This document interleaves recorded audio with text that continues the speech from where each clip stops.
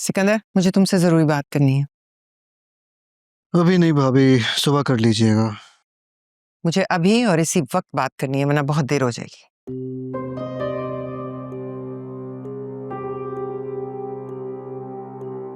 जी बताइए, ऐसी कौन सी बात है जो आप सुबह नहीं कर सकती? तुम मेरी बेचैनी नहीं समझ पा रहे हो। ज़ावियार ने मुझसे बहुत बदतमीजी की है। वो दीवाना हो गया है एनी के लिए, और ये उसकी दीवानगी कहीं जुनून में ना बदल जाए। भाभी आराम से, क्या हो गया? किस तरह की बातें कर रही हैं? वैसे सिकंदर, तुम्हारा पूरा खेल मैं समझ चुकी हूँ। क्या मतलब है? कौन सा खेल? वही खेल जिसमें अक्सर एक तीर से 2 शिकार होते हैं, लेकिन तुम तो ऐसे खिलाड़ी निकले, एक तीर से 3 शिकार किए तुमने। भाभी अभी कैसी बातें कर रही हैं? मैं ठीक कह रही हूँ।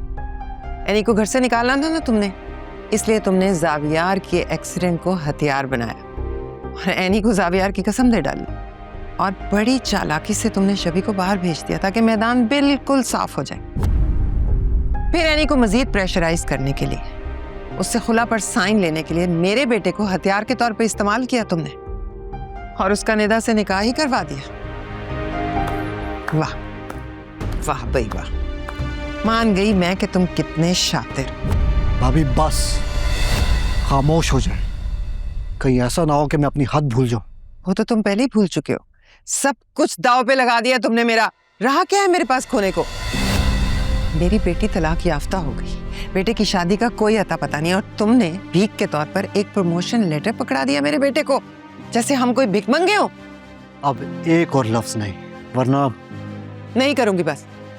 तुम्हारा बेटा एनी के नाम का रोग लगाकर बैठ गया। तुम उसे समझाओ, उसे मनाओ कि वो मेरी बेटी से शादी करे, वरना मुझसे बुरा कोई नहीं होगा। बस बहुत हुआ। आपकी इतनी हिम्मत, मुझे सिकंदर शिराजी को धमकी दे रही हैं आप? धमकी नहीं दे रही, मैं तुम्हें फोन कर रही हूं। अगर अब सब कुछ मेरी मर्जी से ना हुआ तो जो मैं महसूस कर रही हूं वही दर्द तुम सबको महसूस होगा।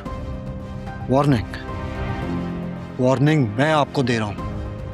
अब इसके बाद अगर आपने खुद को नहीं संभाला तो एनी की तरह आप भी इस घर में नहीं रहेंगी।